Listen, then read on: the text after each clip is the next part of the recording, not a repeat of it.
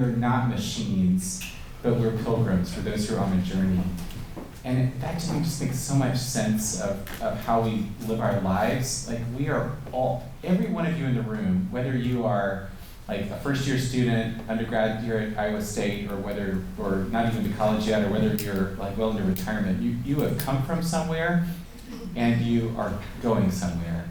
And sometimes it's not always clear to us like where that is. You know, we might not feel like any sense of direction, but we still have come from somewhere and from a community and place that's formed us, and we're headed for somewhere. And so, in the book I draw a lot on St. Thomas Aquinas, who was a Christian theologian and philosopher who lived and wrote in the 13th century, who at a time when there was a lot of pilgrimages that were happening all over Europe, and he really thought of the best way to describe who human beings are is as wayfarers or pilgrims, as those whom God has formed, and as those who all our lives are seeking something, and we don't always quite know what we're seeking. Maybe we're seeking relationship, or maybe we're seeking wealth, or maybe we're seeking security. And Aquinas said, we can seek all these things, but if we pursue them only for their own sake, like if you pursue wealth for its own sake, you're going to end up lonely and disappointed.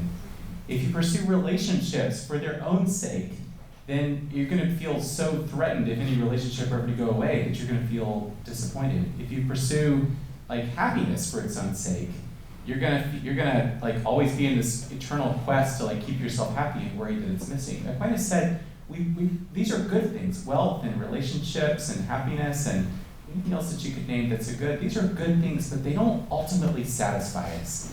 We're always left longing for something more, who can satisfy all of our desires. And he said we only find that when we rest in God.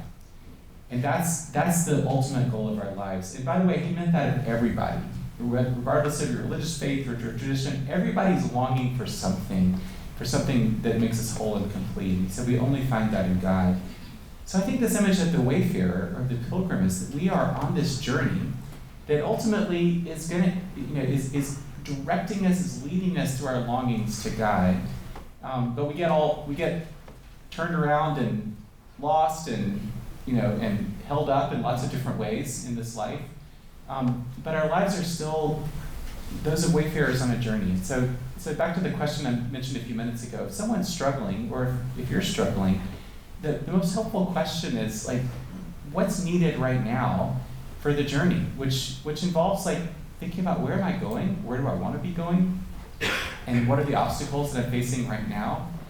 And in my clinical work, when I'm seeing patients, like that question, what's needed right now for the journey, the answer might be something like a medication, or it might be a hospitalization. It might be those kinds of things, but it also might be to get out of an abusive relationship, or it might be to have a community, the people who care and who love you. It might be for some of my patients to have access to healthy food, or to have access to stable housing.